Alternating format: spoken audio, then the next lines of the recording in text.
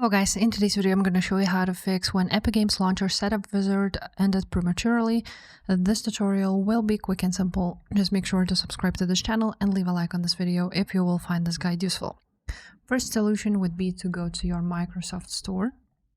And on Microsoft Store you want to search for Epic Games right here.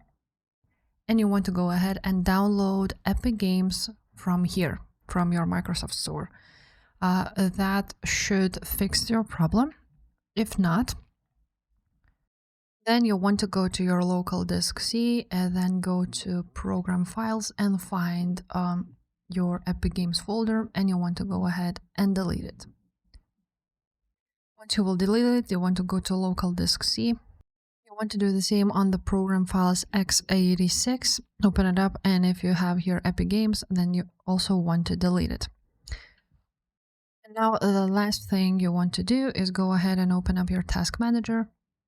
On task manager you want to go ahead and choose startup apps, and here you want to run a new task, just like so. And now we're gonna create a new task, so you want to write down msiexec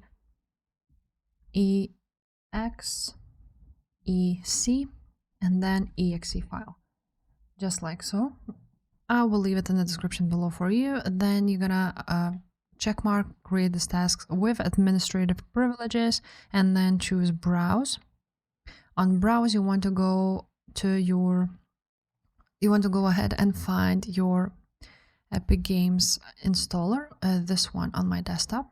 If you cannot find it, just go ahead and click all files and then it will pop up just like so. Then click open and click OK. Now the Epic Games installer will start to install and it should fix your problem. So if this video was helpful, make sure to subscribe to this channel and leave a like on this video. Bye.